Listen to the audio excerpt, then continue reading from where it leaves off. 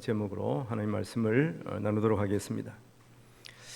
사람이 그 자기의 품위를 보이는 것이 남자와 여자가 조금 다르다고 합니다. 남자는 있을 때 자기의 품위, 자기의 지조를 드러낸다고 합니다. 어떻게 보면 자기의 본래의 모습을 드러내는 것이죠. 있을 때, 잘 될 때, 그때 품위가 없는 남자들은 어떻게 합니까?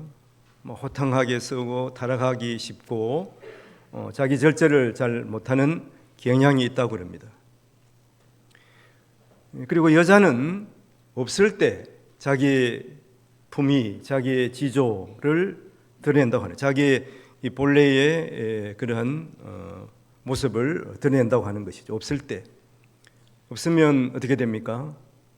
없으면 또 불평하거나 원망하고 또 낙심하는 경향이 있죠. 누구에게나 그렇지만 특히 없을 때 그 여성들을 보면 그 사람의 품위가 드러낸다고 합니다. 그런 없는 상황에서도, 어려운 상황에서도 또 가정을 잘 돌보고 특히 자식들을, 자녀들을 잘 또 교육을 시켜서 이렇게 가정을 일으키는 그러한 또 참 지혜로운 여성들을 볼 수가 있지 않습니까? 대동소이하겠습니다마는 대체로 그렇다고 하는 것이죠. 성도들은 어떨 때 자기 품위를 드러내야 되겠습니까? 있을 때나 없을 때나 한결같아야 하는 것입니다. 저는 나이가 어느 정도 들면서 앞으로 더 나이가 들면은 좀 품위 있는 그러한 목사가 되도록 더 유지를 해야 되겠다 이런 생각을 하게 됩니다. 물론 우리가 나이가 들면 연세가 또 많아지면은 겉모습은 자꾸 후패해질 수밖에 없죠. 초라해질 수밖에 없어요. 주름도 늘어나고 피부도 전에 조금 탱탱했는데 그러지 못하죠. 그렇지만은 목사로서의 그런 지조를, 품위는 지켜 나가야 되겠다. 그러면 좋겠다. 근데 나이가 많아지면 그렇게 못할 수도 있다는 생각이 간혹 들어요. 그러니까 끝까지 항상 내 신분이 무엇인가 이것들을 항상 생각하며 살아야 됩니다. 성도들도 마찬가지죠. 성도들도 어떤 상황에서도 성도로서의 그런 품위를 지키면서 살아가야 하겠습니다. 성경에 보면 빌립보서 4장 12절에 이런 말씀이 있습니다. 사도 바울이 그랬죠. 나는 비천에 처할 줄도 알고 풍부에 처할 줄도 알고 또 모든 일 곧 배부름과 배고픔과 풍부와 궁핍에도 처할 줄 아는 일체의 비결을 배웠다 이렇게 말하고 있습니다. 사도 바울은 예수 그리스도로 만족했기 때문에 일체의 비결, 그래서 그가 이 다음 말씀에 보면 그런 고백을 하고 있습니다. 빌립보서 4장 13절 말씀이죠. 내게 능력 주시는 자 안에서 내가 모든 것을 할 수 있느니라 이렇게 말하고 있습니다. 이제 12월 달이 되었지 않았습니까? 오늘 또 이 절제의 말씀과 더불어서 12월 결산의 달에 문득 이제 떠오르는 또 주님의 비유가 생각이 났습니다. 마태복음 25장에 보면 달란트 비유가 있거든요. 그래서 여러 각도를 한번 생각을 해볼 수가 있는데 예수님께서는 이 달란트 비유를 통해서 우리에게 맡긴 것을 열심히 하고 또 그게 또 유익하고 또 수익을 남길 수 있어야 한다 이렇게 말씀하고 있잖아요. 그래서 5달란트 맡긴 사람, 또 2달란트 맡긴 사람, 1달란트 맡긴 사람을 예수님께 설명하고 있습니다. 5달란트 맡긴 그 사람에게는 돌아와서 또 보니까 또 5달란트를 남겼어요. 그 주인이 칭찬을 합니다. 2달란트를 맡은 그 사람도 주인이 돌아와서 보니까 또 2달란트를 막 남겼습니다. 그래서 칭찬합니다. 그런데 한 달란트를 맡긴 사람에게는 어떻게 합니까? 한 달란트를 맡긴 사람에게 결산을 하는데 그 사람은 그 돈을 땅에다가 묻어줬어요. 그러니까 한 달란트는 그대로 가져왔습니다. 그러나 그 주인으로부터 책망을 들었지 않습니까? 왜 한 달란트 맡은 사람은 그냥 그것을 가지고 장사를 하든 열어야 되는데 그것을 땅에다 묻어줬을까? 물론 거기 보면은 주인을 오해한 부분이 있습니다. 만일 손해가 나면 주인으로부터 혼난다 이런 생각을 했던 것 같아요. 근데 한편으로 어떻습니까? 한편으로 보면은 내가 똑같은 하인들인데 왜 저 사람에게는 5달란트, 저 사람에게 2달란트, 나한테는 1달란트밖에 주지 않았을까? 맡기지 않았을까? 그 주인에 대한 어떤 실망감 이런 것이 있을 수가 있다고 또 생각을 하게 됩니다. 그러나 주인은 그 사람들에게 적당한 분량을 맡긴 것이거든요. 감당할 수 있는 분량을 맡긴 것입니다. 이것을 생각할 때 또 당연히 주인에게 나에게 적당한 분량을 맡겠다 그렇게 생각하는 것이 중요한 것 같습니다. 그리고 다른 사람하고 비교할 이유가 없어요. 여러분 5달란트도 큰 돈이지만 1달란트도 엄청난 돈입니다. 1달란트니까 작아 보이지만 엄청난 돈이에요. 그 돈을 나를 그만큼 또 믿고 맡긴 것이기 때문에 다른 사람하고 뭐 비교해서 그러는 것이 아니라 그것을 맡겨준 그 주인의 그러한 마음을 알고 그 일을 열심히 하는 것이 중요합니다. 사실은 작은 일을 처리하는 그 상황을 보면 그 사람에게 큰 일을 맡겨도 되는가 하는 것을 결정할 수가 있게 되는 것입니다. 그래서 오늘 말씀에서 이 절제와 더불어 생각을 해본다면 무엇입니까? 우리가 함부로 낙심하지 말아야 된다. 이것도 우리의 마음의 절제죠. 제가 성탄절이 가까우니까 간혹가다 생각나는 일이 있는데 어릴 때 아마 초등학교 한 2, 3학년 된 것 같아요. 그때 연극을 하지 않습니까? 앞에 연극을 하는데 나름대로 나는 뭐 똘똘하게 이렇게 발표도 하고 하는 것 같은데 그 선생님께서 나에게 그러니까 나보다 좀 못한 학생에게 예수님 아버지 요셉 역을 맡겼어요. 근데 나에게는 정말 별 볼 없다고 생각하는 여관 주인 역할을 맡겼습니다. 그래서 상당히 실망했던 것이 아직도 생각나요. 그 선생님이 이제 지금 덕천 부산의 덕천 제일교회 장로님으로 은퇴를 하셨는데 그분을 간혹가다 뵙니다. 간혹 뵐 때마다 참 좀 미안한 생각이 들어요. 그 원망을 많이 했거든요. 왜 나에게 말이지 이 역할을 맡겼나? 근데 지금 또 그 후에 생각해 보면 예수님의 아버지 요셉은 그냥 안고만 있는 옆에서 그냥 이렇게 고개 숙여 절마하는 역할을 했습니다. 실제로 이제 보면 중요한 역할이 여관 주인 역할이었어요. 그때는 나에게 이제 그 여관 주인 역할을 맡긴 그 선생님을 원망한 거죠. 그래서 지금도 간혹가다 그분을 보면 좀 계면적인 이런 생각이 들기도 합니다. 그러니까 우리에게 하나님께서 적당하게 맡기셨다 생각하고 맡겨준 일에 최선을 다하는 것이 중요합니다.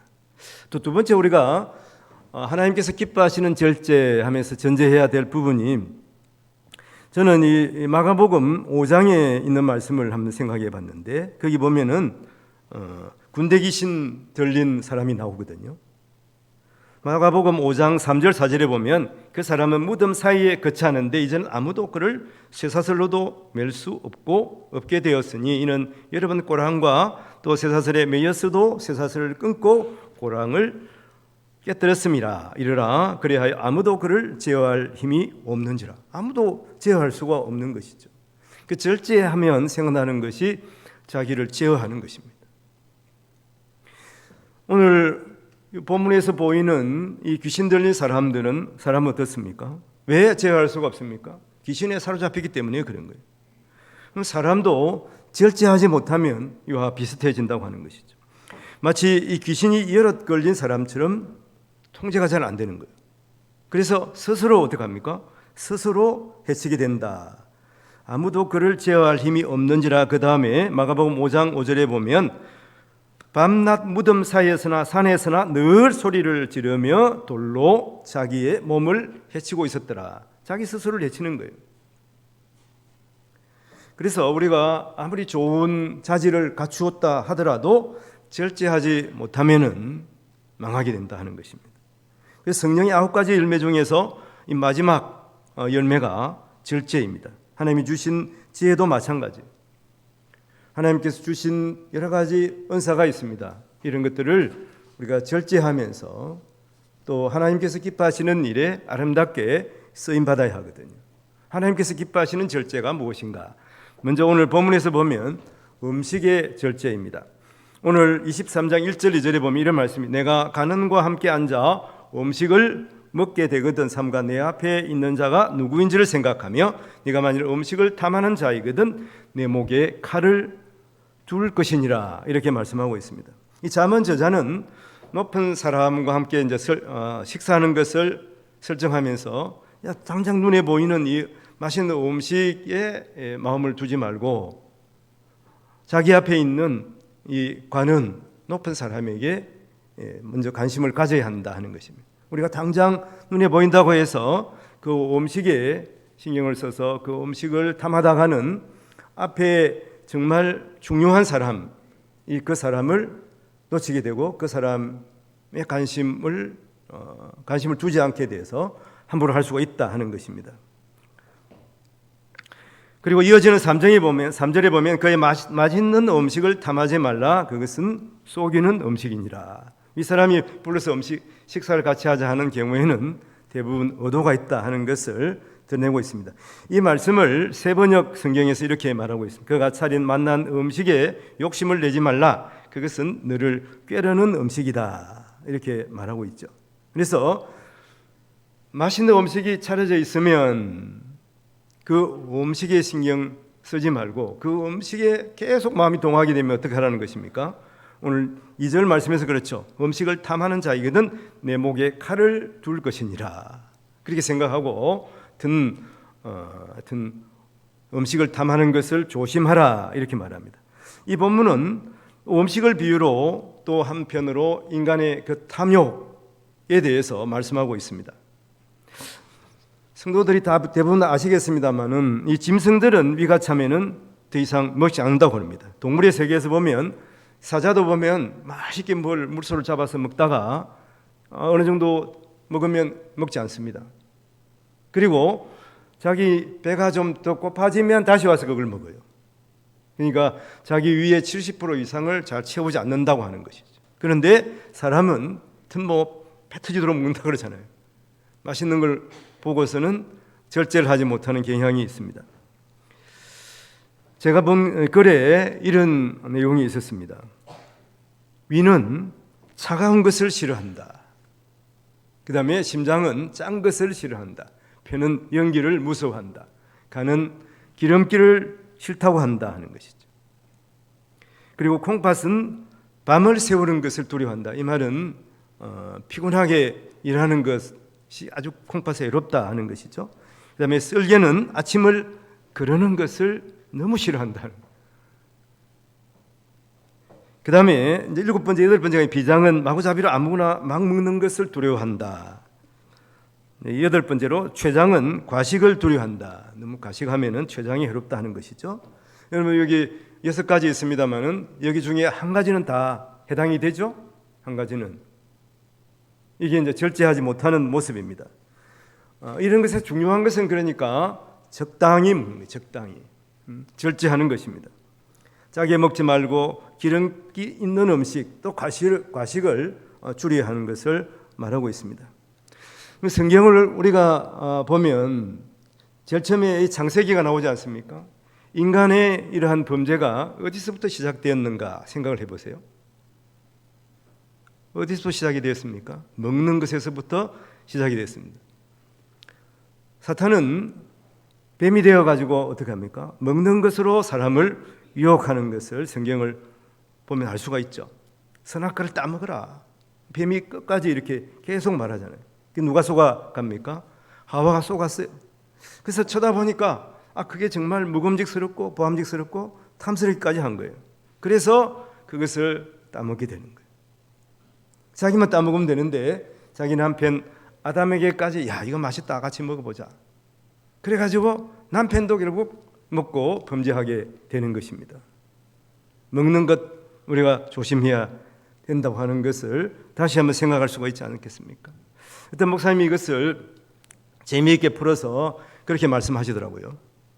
하와가 그것을 먹고 먹고 나니까 야, 나 잘못 죽을 수도 있겠네. 나 죽으면 아담밖에 없는데 이런 생각을 하다가 하나님께서 또 여자를 이쁘게 만들지 않을까. 그렇게 해가지고 너 죽고 나 죽자 그래가지고 아담에게 가가지고 아담 너도 먹어야 된다. 이렇게 했다는 거예요. 근데 하와가 하여튼 그 선악과를 먹고 나니까 옆에서 이 뱀이 사탄이 겁을 주는 거예요. 너 지금 먹었지? 하나님 너 죽는다 그랬어. 너 좀 있으면 죽을 거야 그랬다는 거예요. 그래서 하와가 나 죽을 빼야 아마 남편도 같이 죽어야지. 그러면서 하여튼 뭐 아담에게도 같이 먹였다 이런 얘기를 하더라고요. 뭐 사실이 아니겠지만 여하튼 이런 어떤 내용에서 볼 수 있는 것은 무엇입니까? 결국 이 죄가 전염한다는 거예요. 다른 사람에게도 옮겨간다는 거예요. 다른 사람에게도 피해를 준다 하는 것입니다. 로마서 1장 32절에 보면 이런 말씀이 있어요.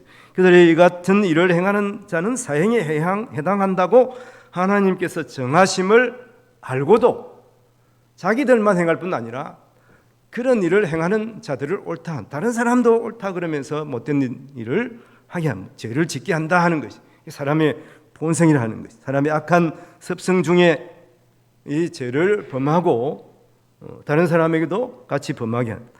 여러분, 다른 사람에게 우리가 죄를 범하면 다른 사람에게 피해를 주게 되는 것입니다. 제레미 킹슬리 그의 책 낮은 마음에 죄의 피해에 대해서 이렇게 말하고 있습니다. 내 친구의 아버지는 음주 운전자가 일으킨 사고에 의해서 돌아가셨다 하는 것이, 술 취하는 것이 어떤 사람들은 무슨 문제가 되겠냐 하지만 이 한 사람의 사소한 잘못으로 다른 사람을 죽게 만든다 하는 것이. 제가 한번 며칠 전에 이야기를 했습니다마는 시골에 소먹이를 다니거든요. 초등학교 2, 3학년 이렇게 되면 그때부터 소먹이를 다녀야 돼요.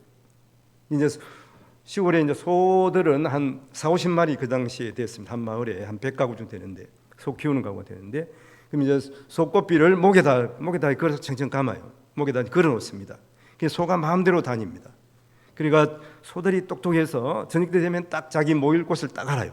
거기에 딱 있는 거예요. 그러니까 소 먹이러 가는 사람들은 어떻습니까? 어린이들은 그냥 하루 좀 노는 거예요. 오후에 소 먹이러 가가지고 소는 지가 알아서 포를 떴다가 또 모이는 장소에 저녁 때 되면 모이거든요. 그러면 이제 소를 몰아서 동네에 내려오면 됩니다. 간혹가다 소가 집에 안 오는 경우가 있겠는데 그때는 정말 큰일 나는 거예요. 하여튼 그런 상황에서 이제 낮에 이제 풀을 좀 베어놓고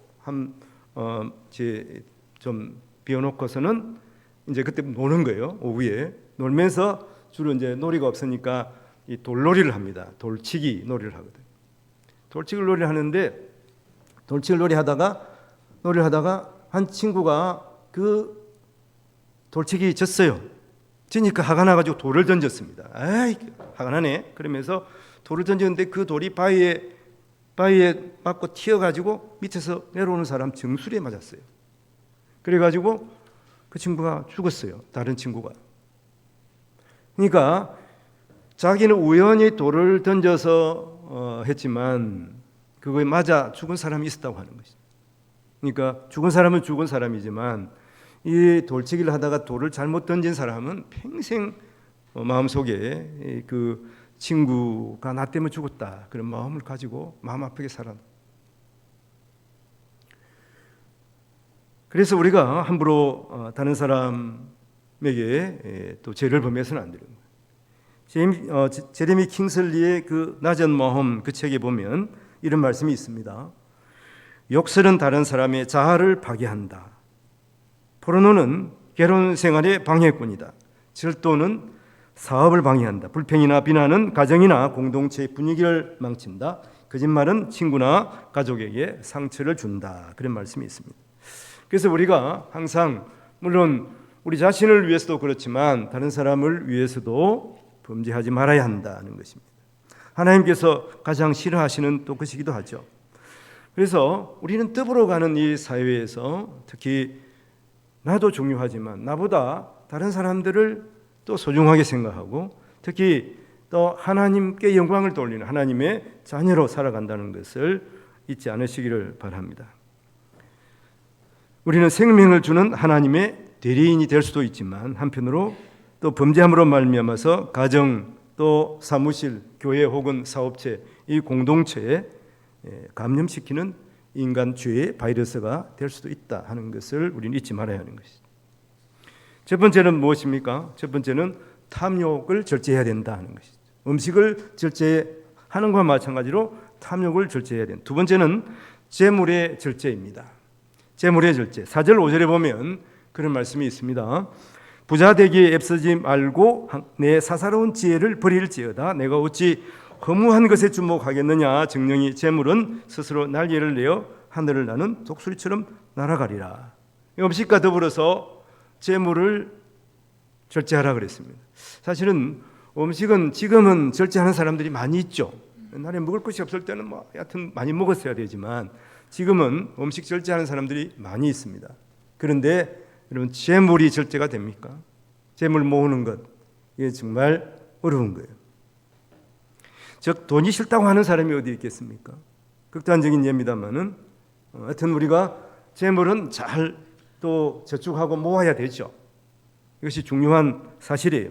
중요한 것은 뭐냐면 맹목적으로 부자가 되려고 하는 것을 경계해야 된다. 그냥 전 돈을 많이 가지면 좋겠다. 맹목적으로 이렇게 해서 어떤 사람들은 막 주식에 투자를 하고 어떤 사람들은 또 맡은 로또 복권을 사고 막 그래서 점점 생기면 좋겠다. 이렇게 생각하면 안 된다 하는 것입니다. 특히 재물은 새와 같이 언제나 날아갈 수 있도록 독수리처럼 날아가 버린다고 하는 거죠. 돈도 중요하지만 돈보다 더 중요한 것이 세상에 너무나 많이 있습니다. 여기 아파트가 분양합니다만 아파트 분양한 게 너무 또 그 지연이 되고 그래가지고 자살한 사람이 있다고 그래요. 사실인지는 모르겠습니다만 얼마나 안타깝습니까? 우리 주위에 보면 신문에 간혹가다 나는 것들이 주식 투자하다가 안 돼가지고 그냥 자살한 사람도 있습니다.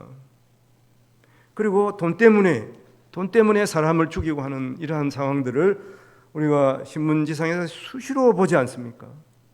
이 세상에는 돈보다 너무나 중요한 것들이 너무나 많이 있어요.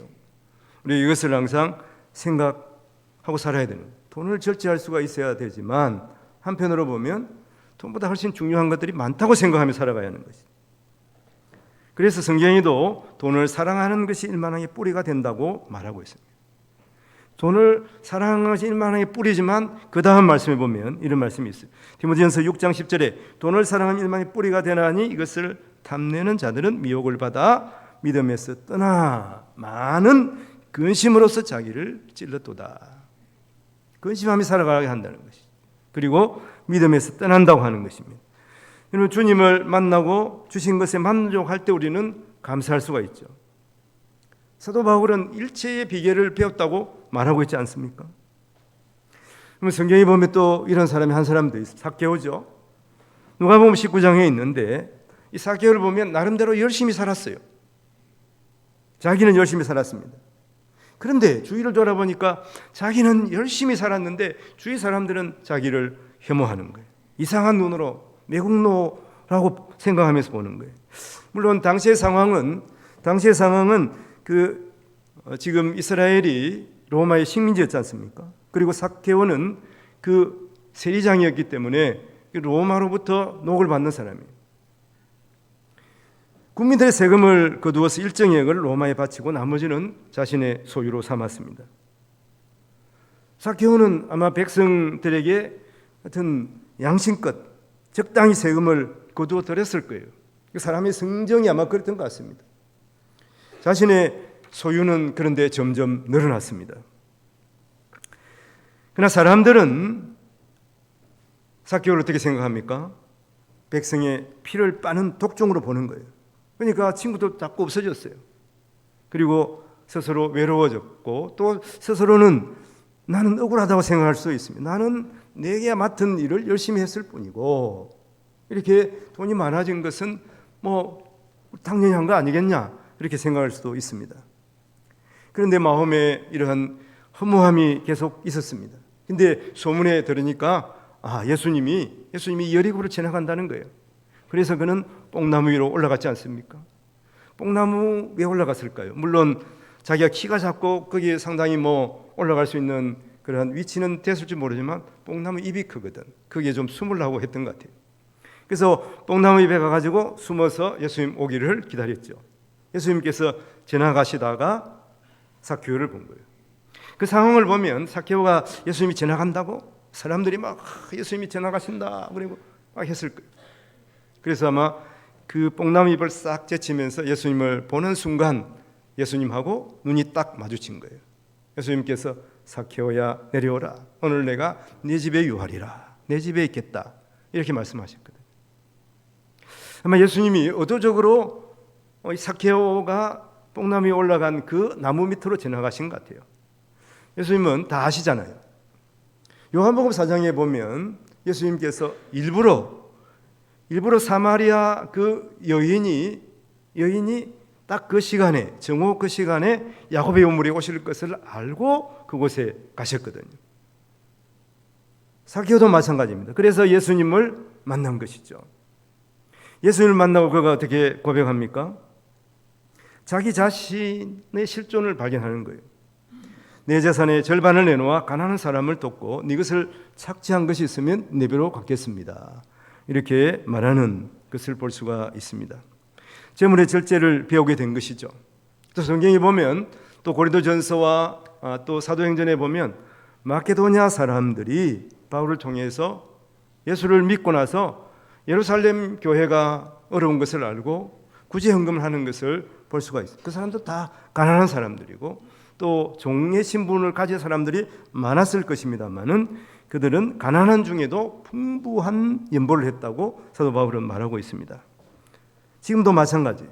지금도 주님은 이 자리에 와 계세요. 성령 하나님으로 이 자리에 와 계십니다. 그리고 12월은 주님께서 이 땅에 오신 성탄의 계절이지 않습니까? 우리는 날마다 주님을 만날 수가 있습니다. 주님을 만나고 우리 자신의 모습, 우리 자신의 실존을 한번 헤아려 보시기 바랍니다. 예수님은 죄로 죽었던 우리를 살려주셨습니다. 에베소 1장 7절에 보면 우리는 그리스도 안에서 그의 은혜의 풍성함을 따라 그의 피로 말미암아 속량 곧 죄 사함을 받았다고 말씀하고 있습니다. 우리의 실존이 그렇습니다. 우리의 존재가 그런 거예요. 예수 그리스도로 말미암아서 우리는 죄 사함을 받고 하나님의 자녀가 된 것입니다. 그러면 우리도 우리의 삶을 통해서 주님 기뻐하시는 삶을 살아야 하는 것이죠. 주님을 위해서 충성하기로 결심하는 우리 성도들이 되어야 하겠습니다. 주님께 우리가 감사의 예물을 드리면서 또 11조도 하나님 앞에 항상 드릴 수가 있어야 하는 것이죠. 하나님 앞에 인색하지 않아야 하는 것입니다. 주님이 주신 은혜의 표시가 또 감사고 또 11조이기도 한 것입니다. 여러분 그 시대, 예수님 시대, 예수님 이후의 시대에는 예수 믿는 것 때문에 순교하는 사람들이 많이 있었습니다. 그래서 예수 믿는다고 사형언도를 받고 화형을 당하고 또 사자밥이 되기도 했습니다. 이들은 자기 생명을 들여서 예수 믿는 증거를 보인 것입니다. 이제 우리의 믿음의 증거가 어떻게 나타납니까? 어떤 세상의 물질보다 주님이 더 소중합니다. 이것은 지금은 예배와 헌물로 드러나는 것입니다.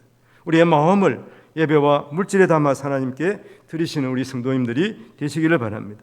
사실 이것은 훈련이기도 한 것이죠. 우리는 끊임없이 이 세상의 물질과 또 하나님 사랑과 그 사이에서 우리가 훈련을 받고 있는 것이죠. 무엇을 더 사랑하는가? 이런 것들을 우리가 생각할 때 하나님 앞에 기쁨으로 드리시면서 또 이것은 또 우리의 가진 재물의 절제이기도 한 것입니다. 주님 앞에 드릴 때에 세상의 어떤 물질보다 더 주님이 소중합니다 하는 고백으로 하나님 앞에 올려드릴 수가 있는 것입니다. 세 번째는 생각의 절제입니다.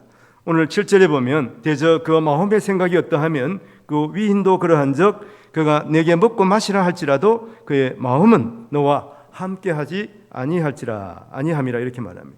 여러분 그 사람을 평가할 때 그 사람이 어떠함을 우리가 어떻게 평가합니까? 우리는 그 사람의 직함, 그 사람의 외모로 평가하기가 쉽습니다. 그럴 수밖에 없어요. 사람이니까. 그러나 하나님은 그 마음을 보시고 그 사람을 평가하는 것이다. 사실이 그렇습니다. 아무리 높은 직위에 있더라도 그 사람의 마음이 쫄장부면 그 사람이 쫄장부예요. 아무리 촌부로 살아갈지라도 그 마음이 넓으면 그 사람이 넓은 사람이고 그 사람이 정말 큰 마음을 가진 사람입니다. 성경에 보면 이스라엘의 초대 왕 사울과 다윗을 비교해 볼 수 있지 않겠습니까? 사울은 초대 이스라엘 왕이었습니다. 말이 왕이지만 초대 왕이 되었으니까 여러 가지로 부족했어요. 군사도 없습니다. 그런데 날마다 블레셋은 쳐들어와 가지고 싸우려고 그러는 거예요. 그래서 그가 하나님을 의지하고 또 열심히 전쟁터에 나가서 싸웠습니다. 고생대로 했어요. 나라에 이제 기반이 어느 정도 잡혀가고 있는데, 근데 블레셋에서 또 쳐들어왔습니다. 그 대장이 골리앗이었잖아요. 근데 이 골리앗을 이긴 사람이 다윗이었어요. 전쟁에서 이기고 돌아오는데 사람들이 노래합니다. 여인들이 사울은 천천히요 다윗은 만만이라. 이 말에 시기심이 발동한 거죠. 그래서 그 다음부터 나라도 보이지 아니하고 하나님도 보이지 아니하고 오직 다윗만 보입니다. 다윗 저것을 죽여야지. 마음이 이렇게 간사해진 것이죠. 이 마음에 절제를 하지 못한 것입니다. 그 생각이 어떠하면 그 위인이 그러한 것입니다. 여러분, 직위가 그 사람의 위대함을 대변하지 않습니다. 목사, 장로, 집사, 권사라는 직분이 그 사람의 믿음을 나타내는 것이 아닙니다. 사람은 혹 속을지라도 하나님은 그 중심을 보시기 때문입니다. 오늘 9절의 말씀에 보면 미련한 자의 귀에 말하지 말지니 이는 그가 내 지혜로운 말을 옵신 여길 것임이니라 이렇게 말하고 있습니다. 또 한편 보면 이 말씀은 절제에 있어서 가르침도 필요하다 하는 거죠. 우리가 열심히 일을 할지라도 어떤 것은 겉으로 보기에 성과가 드러나지 않는 경우도 있어요. 저는 2023년 동안 한 해 동안 열심히 복음을 전하신 분도 있습니다. 근데 성과가 별로 없어. 마음이 상해. 상처가 되기 쉽습니다. 그러지 말아야 돼요. 우리는 복음을 전하고 그 사람을 그리스도인 되게 하시는 분은 성령 하나님이시죠. 성령 하나님께 맡겨야 하는 것입니다. 내가 다 할 수는 없어요. 교회도 마찬가지입니다. 내가 다 할 수는 없습니다. 내가 할 수 있는 일을 감당하면 되는 것이죠. 그리고 우리에게는 하나님이 계시잖아요. 하나님께 맡겨드리시기를 바랍니다. 수고하고 무거운 짐진 자들아 다 내게로 오라. 주님 말씀하셨거든. 내가 너를 쉬게 하리라. 주님 품에서 또 쉬는 우리 성도들이 되어야 하겠습니다. 오늘 10절 말씀에 보면 이런 말씀이 있어요. 옛 지게석을 옮기지 말며 그 아들의 밭을 침범하지 말지어다. 지게석을 옮긴다 하는 말은 앞에 그 다음 말씀에 고아들의 밭을 침범하지 마. 고아들은 잘 모르잖아요. 어린애들이니까. 그러니까 옛날에 보면 이제 조상들이 정해놓은 이렇게 그 범위가 있거든요. 이건 너희 밭, 이거는 우리 밭. 근데 지게석을 옮긴다 하는 거는 조금씩 다른 사람이 모르게끔 조금 자기 틀을 넓게 하는 거예요. 조금씩 지게석을 조금씩 옮기는 거예요. 옆으로. 죄가 그렇다는 거예요. 우리가 어떤 죄를 범하고 이 죄가 뭐 범해도 괜찮네? 그러면 또 범하는 거예요.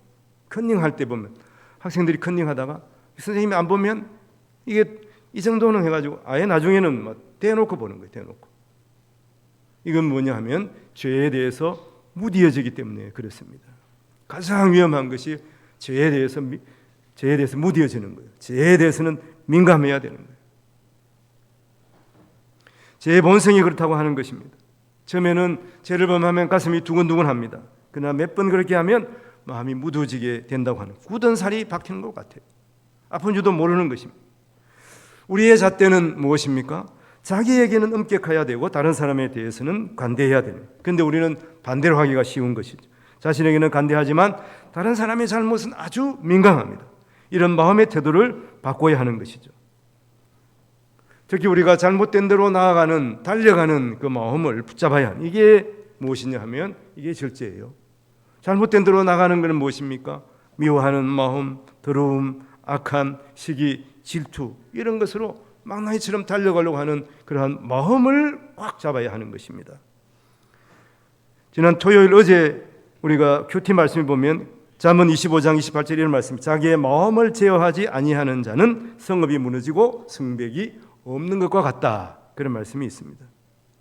꽃이 풀린 망아지처럼 통제 불능 상태로 빠지기 전에 우리는 마음을 다잡아야 하는 것입니다.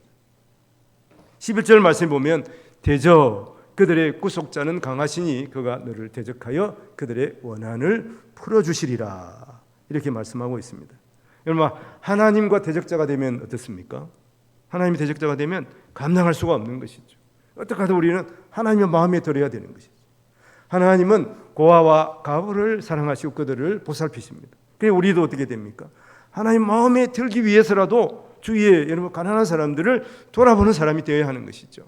하나님께서 이런 자를 칭찬하는 것입니다. 하나님께서는 가난한 사람들의 한 맺힌 소원을 외면하지 않으신다고 말씀하고 있습니다. 하나님의 마음을 알아서 주위에 특히 이 12월 달을 우리가 맞이하면서 주위에 가난한 자, 불쌍한 자, 소외받는 자를 돌아보고 온정의 손길을 펼치시는 성도들이 되어야겠습니다. 하나님의 말씀을 오늘 정리해 보겠습니다. 사람은 욕심을 경계해야 합니다. 그 다음에 두 번째는 이 재물을 절제, 제자가 좀 잘못됐습니다만은 하여튼 이 돈을 절제할 수 있어야 되는, 돈을 사랑하면 안 되는 것이죠. 하나님께서 주신 것을 만족하면서 또 하나님께서 이 주신 것은 나를 위해서 쓰는 것이, 나가 콱 움켜쥐고 있으라고 하는 것이 아니라 다른 사람을 위해서 섬기고 베풀라고 하나님께서 주신 것입니다. 세 번째는 생각을 절제합니다. 생각이 말이 되어서 나오고 또 말은 우리의 입을 통해서 나오잖아요. 그래서 우리가 생각을 절제하면서 우리의 또 행위가 바른지 하나님의 말씀으로 항상 점검해 가면서 이 절제의 열매를 맺어가는 우리 성도들이 다 되시기를 주님의 이름으로 축원을 드립니다. 기도하겠습니다. 하나님 아버지, 주의 은혜로 대속받아 우리가 하나님의 자녀가 되었습니다. 성령의 사람이 되었습니다. 성령의 열매, 절제의 열매를 맺어가는 저희들 되게 하여 주시옵소서. 특히 아버지 하나님, 음식과 이 탐욕을 절제하게 하여 주시고 하나님께서 우리에게 주신 것을 감사하면서 우리의 재물도 또 힘들고 어려운 사람들을 위해서 능히 쓸 수 있게 하시고 우리 마음이 넓어지게 하여 주시옵소서. 우리의 마음이 예수 그리스도를 닮아서 주님처럼 겸손하고 주님처럼 베풀며 섬기는 삶을 살아가는 우리 모든 동업교회 성도들이 되어서 하나님께로부터 칭찬받고 또 하나님께서 복을 주시는 우리 성도들이 다 되게 하여 주시옵소서. 예수님 이름으로 기도하옵나이다. 아멘. 우리 이래서